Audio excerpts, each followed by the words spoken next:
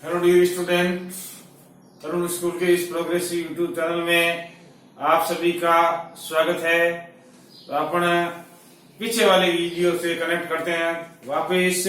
कबीरदास जी ने जो साखी के माध्यम से जो अपने को संदेश दिया वो पिछले वीडियो में पढ़ा। नेक्स्ट इस वीडियो में जो अपन अगली साखी के बारे में पढ़ते हैं, तो आप इसको अच्छी तरह से मनन करना, चिंतन करना और ये सामाजिक जीवन में भी धारण करना। पढ़ाई के साथ साथ सामाजिक व्यवहारिक जीवन में भी धारण करने योग्य बातें कबीरदास जी ने बताई। समाज में फैली कुरीतियां, बाह्य आडंबर, पाखंड आदि का विरोध किया। कबीरदास जी एक सच्चे समाज सुधार के रूप में प्रसिद्ध है। तो अपन पढ़ते हैं उनकी साखी। मुरिस संग न कीजिए लोहा जल लतिराई, कदली सीप भुवंग मुख एक बूंद त्यों भाई।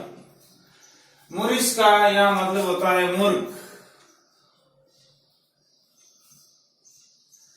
मुरिस यानी मूर्ख। कबीरदास जी कहते हैं हमें मूर्ख का कभी संग नहीं करना चाहिए। मूर्ख मित्र से तो अच्छा है विद्वान शत्रु। मूर्ख है खुद भी डूबता है और साथ वाले को डुबा देता है। मूरिस संग न कीजिए लोहा जल न तिराई। अगर हम लोहे का संग करेंगे तो लोहे की प्रकृति होती डूबने की। अगर लोहे का संग हम करेंगे तो हम भी डूब जाएंगे। इसमें संगति का प्रभाव, मनुष्य को संगति अच्छी करनी चाहिए, अच्छे लोगों की संगति करनी चाहिए। कबीरदास ने अन्य दोहे में कहा है, कबीरा संगति साधु की बेगी कर दे जाए, दुर्मति दूर गवायसी सुमति दे बताए। ऐसी संगति करनी चाहिए। जैसे रामायण में सुग्रीव संगत रामरी कीनी, लंका में बांदरी फौज बनी है और रीछ बंदर कई समर्था जाय रावण से भिड़ी है। तो सुग्रीव ने संगत किससे की? भगवान राम से। भगवान राम ने संगत किससे की? सुग्रीव से। तो जो जिसको हम जानवर है, बंदर जाति जानवर आती है, उसने संगठन के माध्यम से रावण जैसी शक्ति को गिरा दिया। ये संगति का प्रभाव है। तो देखो, स्वाति नक्षत्र एक नक्षत्र होता है, उस नक्षत्र में जो बरसात होती है वो पानी की बूंद तो वही है, लेकिन वो अलग अलग जगह पर अलग अलग वस्तुओं पर गिरती है तो अलग अलग पदार्थ बन जाते हैं। जैसे कदली यानी केला, केले के पत्तों पर बूंद गिरेगी तो वह कपूर बन जाएगी। सांप के मुख में सीप, समुद्र के अंदर सीप होती है, और सीप के मुख में गिरते हुए मोती बन जाती है, जो संसार की मूल्यवान वस्तु है। भुवन का मतलब होता है सर्प या सांप। सांप के मुख में वही बूंद गिर जाएगी तो जहर या विष बन जाए। एक ही बूंद है लेकिन उसने संगति अलग की। केले की पत्तों की संगति से कपूर बन गई, सीप से मोती और सांप की संगति से विष बन गई। तो यह है संगति का प्रभाव। एक बूंद त्यों भाई। बूंद तो एक है लेकिन उसके परिणाम तीन है, क्योंकि संगति के कारण। तो इसमें अच्छी संगति की वर्णना की गई है। दृष्टांत अलंकार का प्रयोग किया गया है। कोश में भी दृष्टांत, जहां एक लोक प्रचलित बात कहकर उससे मृत्यु दूती ऐसी बात कही जाती जो पहले वाले को प्रमाणित कर देती है, वह है दृष्टांत अलंकार। अब कबीरदास जी ने इस साखी में संसार की नश्वरता के बारे में बताया।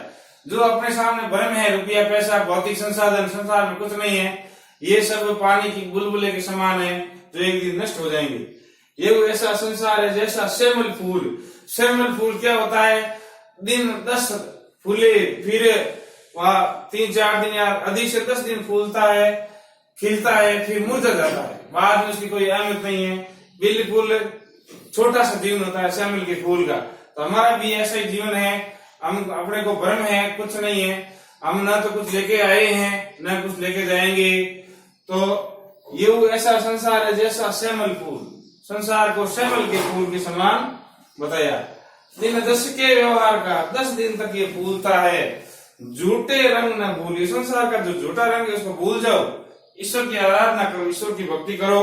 संसार की नश्वरता का इस साखी में वर्णन किया गया। मासी या मासी शब्द का मतलब होता है मक्खी।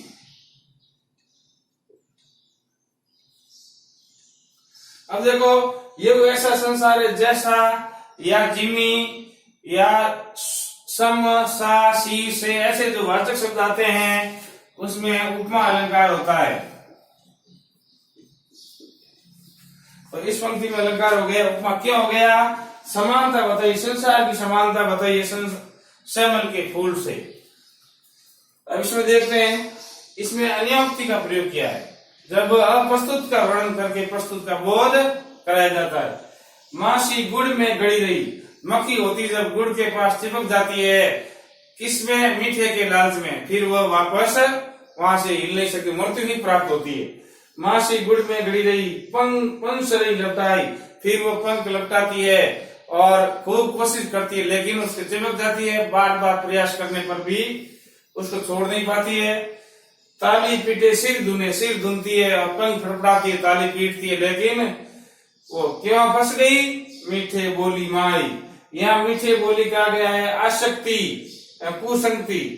संसार के जो पदार्थ हैं, संसार की जो विषय वासना है, संसार की जो मोह माया है, उसके प्रति मक्खी की तरह चिपक गई तो फिर वापस नहीं निकल सकते, परमात्मा अपने प्राप्त नहीं होगा, अपन ईश्वर की आराधना नहीं कर सकते हैं। क्यों? मीठे के लालच में आने पर जिस प्रकार मक्खी फंस जाती है, उसका अंत ही होता है और कोई परिणाम नहीं होता है। उसी प्रकार संसारिक विषय शक्तियों के में अगर पड़ जाएंगे, मोह बंधन में पड़ जाएंगे, तो अपना भी विनाश निश्चित है। तो अपने को संसारिक मोह माया में, सांसारिक जाल में, संसार की विषय वासनाओं में अधिक नहीं पड़ना चाहिए, सादा जीवन जीना चाहिए और ईश्वर की आराधना करनी चाहिए। ये कबीरदास जी इसमें संदेश दिया है। अब ये कबीर का पद है, इसमें नलिनी जो कमल का फूल होता है जड़ के अंदर, उसके माध्यम से आत्मा और परमात्मा की एक रूपता का वर्णन है।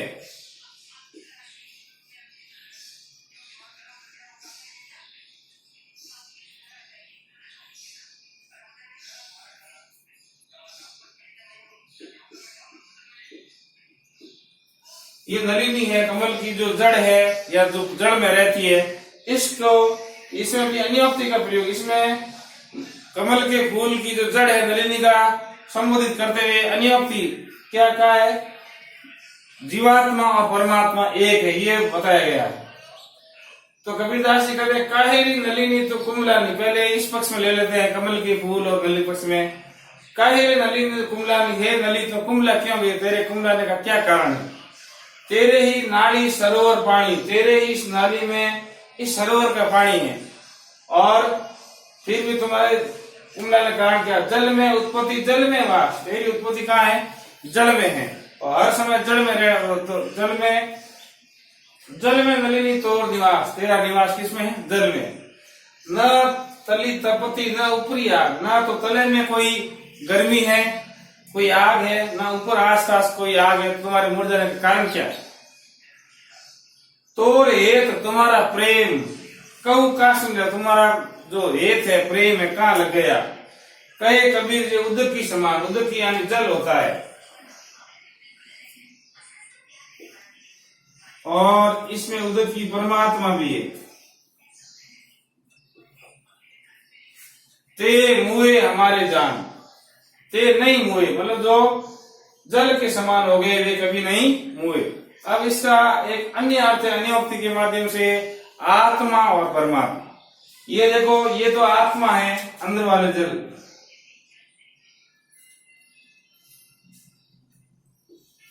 और जो बाहर वाला जल है ये है परमात्मा। इसके माध्यम से देखते हैं अपन, अंदर आत्मा तो खोखली होती है, कमल की पंख जो जड़, उसमें भी जल होता है और बाहर भी जल होता है। तो जो जल इसमें है वही जल बाहर है। तो अंदर वाले यानी आत्मा और बाहर वाला है परमात्मा। दोनों जल में कोई भेद नहीं, उसी प्रकार आत्मा और परमात्मा में कोई भेद नहीं है। अपने जो शरीर होता है, जो दैहिक, ये कष्ट है, देखो 3 ताप माने गए संसार में, दैहिक, दैविक, भौतिक।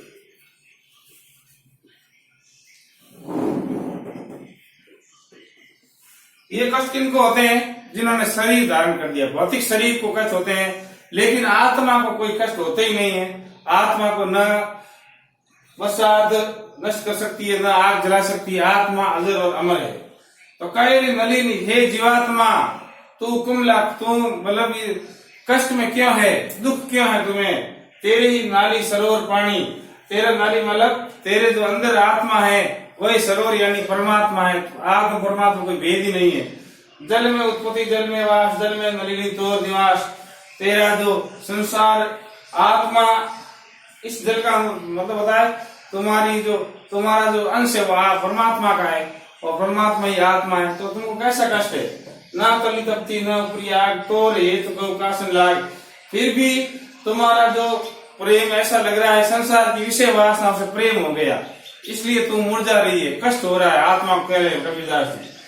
कहे कबीर जी, उदक की समान, जो उदक की जो परमात्मा में विलीन हो गए, परमात्मा को अपना सब कुछ मान लिया, वे नहीं हुए हमारे जान, वे उनकी कभी भी मृत्यु नहीं हुई। संसार के जन्म मरण से वो मोक्ष वाली। तो इसमें आत्मा और परमात्मा की एक रूपता का वर्णन है। जो परमात्मा के समान हो गए वे अमर है, अनवक्ति। न तुझे संसारी ताप कष्ट है, न देह कष्ट है। इसका मतलब है आत्मा को ये कष्ट तो हो नहीं सकते, फिर भी मुरझाने का कारण क्या? कौन सी आग लगी तुम्हारे? तो ये कष्ट होते हैं भौतिक शरीर को, संसारी कष्ट है, देह भौतिक है। आत्मा को कोई कष्ट नहीं होता है। तो मतलब कबीरदास का मुरझाने का कारण क्या? तो ईश्वर को अपना एकाकार कर, आत्मा परमात्मा सब एक है। देखो अब दृष्टांत के माध्यम से यह संगति का प्रभाव इसमें बताया गया। मनुष्य को अच्छी संगति करनी चाहिए, बुरी संगति कभी नहीं करनी चाहिए। इसमें संसार की नश्वरता का वर्णन है। संसार है वो क्षण भंगुर है, पानी का बुलबुला जैसे नष्ट होता है उसी प्रकार संसार भी नष्ट हो जाता है। मासी गुड़ में गड़ी रही पंख रही लपटाई, ये संसार की विषय वासना, संसार की भौतिक वस्तुएं, उसके प्रति अत्यधिक प्रेम। मतलब अपने को जो भौतिक वस्तु इस पृथ्वी पर उत्पन्न हुई है, पृथ्वी में विलीन हो जाती है। अपने साथ में नहीं तो लाए और नहीं साथ में भौतिक वस्तु को ले जा सकते हैं। आपने सुना होगा जैसे वो नरसिंह जी थे, उनके पास 56 करोड़ की माया थी। वो कहते थे मैं माया साथ में ले जाऊंगा, लेकिन उनके मित्र थे पीपा जी, उन्होंने कहा अगर तू साथ में माया इतनी ले जाएगा तो मैं एक सुई तुम्हें देता हूँ, मेरी सुई भी तुम साथ में ले जाना। लेकिन उन्होंने विचार किया कि जब मनुष्य मरता है कोई भी वस्तु साथ नहीं ले जा सकता। फिर उन्होंने वो माया लुटा दी। तो वो समझ गए थे ईश्वरी सब कुछ है, ये हमारा भ्रम है। संसार का काम चलाने के लिए ये मतलब माया का या पैसे का महत्व है। अत्यधिक संग्रह करना, भौतिक वस्तुओं का अत्यधिक संग्रह, अगली पीढ़ी के लिए सोचना, ये सब भ्रम है, कुछ नहीं। कवियों ने कहा है पूत कपूत क्यों धन संचय, पूत सपूत क्यों धन संचय। तो संचय करना भी गलत है। ईश्वर माया का पर्दा जब पड़ जाता है तो ईश्वर को भूल जाता है, हरि के नाम को भूल जाता है। हालांकि बड़े बड़े उपदेश देने वाले लोग भी इस बीमारी से अछूते नहीं है।